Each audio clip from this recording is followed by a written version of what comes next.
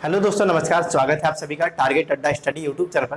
तो दोस्तों, जैसा कि आज एसएससी की तरफ से एसएससी सीएचएसएल 2020 एग्जामिनेशन के टायर 1 का आंसर की रिलीज कर दिया गया है और अब तक काफ़ी सारे स्टूडेंट अपने आंसर की को चेक भी कर चुके होंगे और अपने स्कोर भी देख चुके होंगे। और अगर आपने अभी तक अपने आंसर की को नहीं चेक किया तो आप फटाफट एसएससी की ऑफिशियल वेबसाइट पर जाकर अपने आंसर की को चेक कीजिए और देखिए आपके स्कोर कितने बन रहे हैं। मतलब ये जो रॉ मार्क है वो आपके कितने बन रहे हैं। ठीक है, अभी ये जो आपके स्कोर बनेंगे आपके रॉ मार्क कहलाएंगे और आफ्टर नॉर्मलाइजेशन जो आपका स्कोर बनेगा वो आपका एग्जैक्ट यानी कि एक्चुअल मार्क कहलाएगा। ठीक है, तो दोस्तों आंसर की को चेक करने के बाद काफ़ी सारे स्टूडेंट अब इस चीज़ के लिए परेशान है कि एक्सपेक्टेड कट ऑफ क्या आने वाली है, क्या ये जो मेरे मार्क है वो मुझे टायर 2 में पहुंचा सकते हैं या फिर नहीं। तो दोस्तों इस वीडियो में हम लोग एक्सपेक्टेड कट ऑफ की बात करेंगे और आपके सारे डाउट क्लियर करूंगा मैं इस वीडियो में। तो उम्मीद करता हूँ आप सभी वीडियो को बहुत ही ध्यानपूर्वक देखिएगा और कट ऑफ को बताने से पहले मैं आप सभी के सामने कुछ पॉइंट रखना चाहूँगा और उम्मीद करता हूँ आप सभी उस बात को समझने की कोशिश करेंगे और ध्यानपूर्वक समझेंगे। ठीक है, तो चलिए वीडियो को शुरू करते हैं और अगर आप हमारे चैनल पर हैं तो चैनल को सब्सक्राइब कर लिए, बेल आइकन प्रेस कर लिए और वीडियो को ज़्यादा से ज़्यादा शेयर कीजिए। तो दोस्तों बात करें एक्सपेक्टेड कट ऑफ की, तो एक्सपेक्टेड कट ऑफ जो होती है या फिर जो एक्चुअल कट ऑफ होती है वो किसी चीज़ों पर डिपेंड करती है। तो दोस्तों सबसे पहले जो होता है नंबर ऑफ एप्लीकेशन जो होता है, नंबर ऑफ एप्लीकेशन पे, ठीक है, पहला पॉइंट होता है। दूसरा होता है अटेंडेंस पे, ठीक है, अटेंडेंस पे, ठीक है,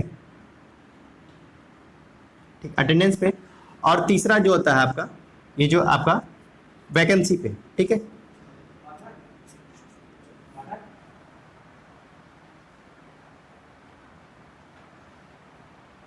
तो ये तीन चीज़ हो गई, नंबर ऑफ एप्लीकेशन कितने और अटेंडेंस जो होती है और आपके जो ये वैकेंसी होती है। मतलब ये जो आप या फिर सबसे पहले ऐसे कर सकते हो, वैकेंसी पहली चीज़ पे देखी जाती है, दूसरी बात पे आपका एप्लीकेशन देखा जाता है और तीसरे पे आपका अटेंडेंस देखा जाता है और चौथी जो चीज़ होती है आपका वो सबसे मेन चीज़ होता है वो क्या होता है, पेपर का लेवल। ठीक है, पेपर लेवल, ठीक है।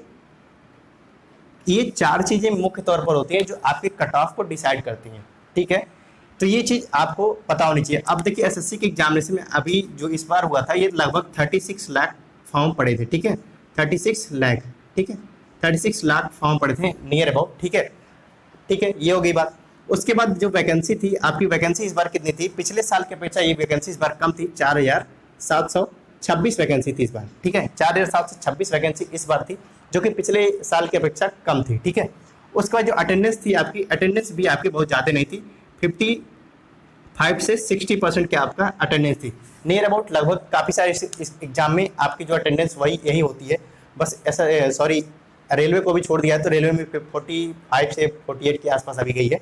तो दोस्तों ये चीज़ हो गई। और पेपर का लेवल जो था इस बार का, और आपको बताना चाहूँगा कि जो इस बार पेपर हुआ था ये पेपर आपके दो पार्ट में डिवाइड हो गया था। मतलब ये जो आपका पेपर जो एसएससी सीएचएसएल का था ये आपका शेड्यूल था, कब था, अप्रैल मंथ में। ठीक है, अप्रैल मंथ में था, अप्रैल मंथ में था और ये 17 तारीख से स्टार्ट होने वाला था और 26 तारीख को खत्म होने वाला था, सॉरी हाँ 26 तारीख को। लेकिन ये जो पेपर था 17 को हुआ, 18 को हुआ और 19 को हुआ। उसके बाद कोविड का सिचुएशन काफ़ी बढ़ गया था जिस वजह से ये जो आपका ये जो एग्जाम था वो पोस्टपोन करना पड़ा, जिसके लिए मैंने काफ़ी सारे वीडियो बनाए थे और काफ़ी सारे स्टूडेंट परेशान थे, इस वजह से मैं भी चाह रहा था कि एग्जाम जो पोस्टपोन हो जाए। ठीक है, इसके बाद ये हो गया। उसके बाद आपका ये जो एग्जामिनेशन है वो अब जाके अगस्त मंथ में हुआ है, कंडक्ट हुआ है। ठीक है, और ये आपका एग्जाम कब हुआ था, 4 अगस्त से स्टार्ट हुआ है, 4 अगस्त 21 से, ये भी 21 में ही था, 2021 में ही था। ठीक है, 4 अगस्त 21 में हुआ था और 13 अगस्त तक चला था। ठीक है, सॉरी 12 अगस्त तक एग्जाम आपका चला था। ठीक है, तो मतलब ये है कि और एसएससी के एग्जामिनेशन में एक बहुत बुरी बात ये है कि अगर एक बार पेपर बन गया तो उन्होंने पेपर को दोबारा चेंज नहीं किया। मतलब ये है कि ये जो पेपर 17, 18, 19 में हुआ था, अब इसके तो स्टूडेंट जो है अपने रिव्यू वगैरह तो देखेंगे और जो मंथ के करंट अफेयर थे वो भी उन्होंने देखा होगा कि किस किस मंथ का करंट अफेयर आ रहा है। ठीक है, तो एसएससी ने क्या किया, ये जो पेपर था ये 3 दिन का पेपर कंडक्ट कराने के बाद जो इनको पेपर बदलना चाहिए। ठीक है, एसएससी ने पेपर नहीं, ये इन्होंने ऐसा ही पिछले साल भी किया था।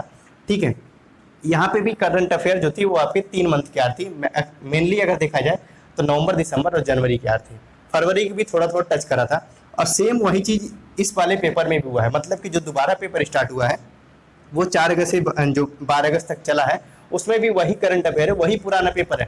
पेपर का मतलब है कि जो आपका जो करंट अफेयर एटलीस्ट कम से कम 7 से 8 क्वेश्चन जो करंट अफेयर का लेवल होता है, ठीक है, वो आपका जो वही तो था, जो पहले था वही अभी भी, तो इस स्टूडेंट जो है पेपर देने से पहले वो अपने इस करंट अफेयर को तैयार कर लेंगे। तो एसएससी में ये बहुत ही बड़ी डिमेरिट है, जिसको एसएससी को दूर करना चाहिए कि अगर पेपर इतने टाइम मिल गए थे तो उनको पेपर दोबारा कर, मतलब एक शेड्यूल करना चाहिए था, ताकि वो जो करंट अफेयर अब 7 से 8 क्वेश्चन के वेटेज बहुत होता है, यानी कि 14 से 15 16 नंबर, ठीक है।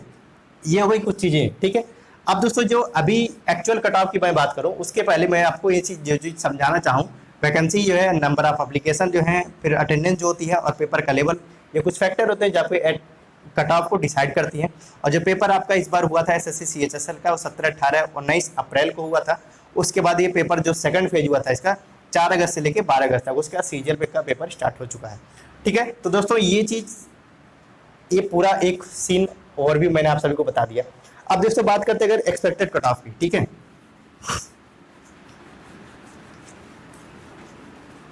ठीक है,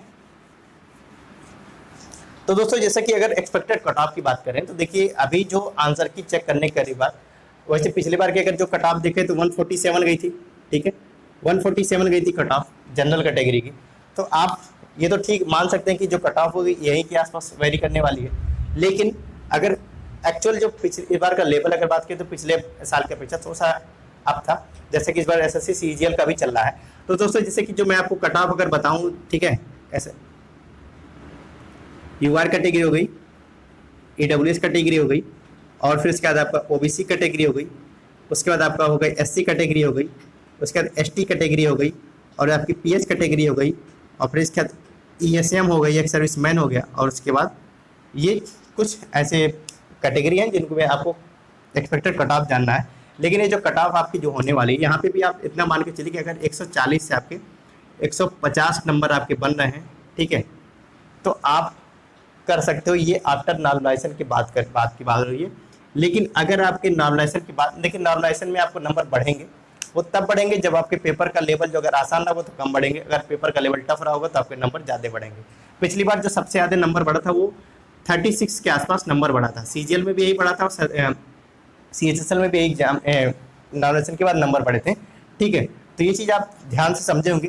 तो ये जो आपके जो नॉर्मलाइजेशन के बाद अगर 140 से 50 नंबर आपके बने तो आप मेंस के एग्जामिनेशन में, यानी कि जो टीयर 2 होगा उसमें आप बैठेंगे, ठीक है। तो ये चीज़ अभी मैं पूरा आपको नहीं बता सकता, क्योंकि अभी जो मेरे पास जो डाटा है वो पूरा डाटा नहीं है। इसके लिए मैंने अपने चैनल के कम्युनिटी पेज पे कम्युनिटी में एक पोल क्रिएट किया है, आप वहाँ पे अपने रॉ मार्क को बताइए, ठीक है, साथ ही साथ अपने कैटेगरी को और आपका किस डेट में एग्जाम था, ये चीज़ आप वहाँ पे कम्युनिटी में जाके आप अपने पोल को अटेंड करिए, जहाँ पे मैंने नंबर का बताया है। तो वहाँ पे अपने जो भी पोल होगा जिस हिसाब से आपके मार्क होंगे आप वहाँ पे उसको अटेंड करिएगा। और बाकी इस वीडियो के कमेंट बॉक्स में आप जाके अपने रॉ मार्क, क्या रॉ मार्क, उसके बाद रॉ मार्क के बाद अपने कैटेगरी, उसके बाद कैटेगरी के बाद आपका जो डेट ऑफ एग्जाम था, एग्जाम डेट जो था, ये 3 चीज़ें आप अपने मेंशन कीजिएगा वहाँ पे, ताकि मैं एक अच्छे तरीके से प्रेडिक्शन कर सकूँ। जो भी एक अच्छी बात है कि जो मैं प्रेडिक्शन करता हूँ कट ऑफ थोड़ा सा नियर अबाउट वहीं तक जाता है, तो इसलिए इस बात के लिए आप निश्चिंत रहें।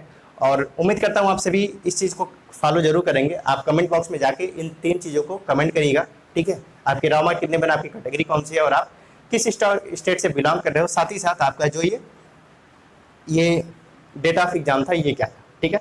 इतनी चीज़ आपको करना है और उसके बाद आपको कम्युनिटी में जाके पोल को अटेंड करना है, ठीक है दोस्तों।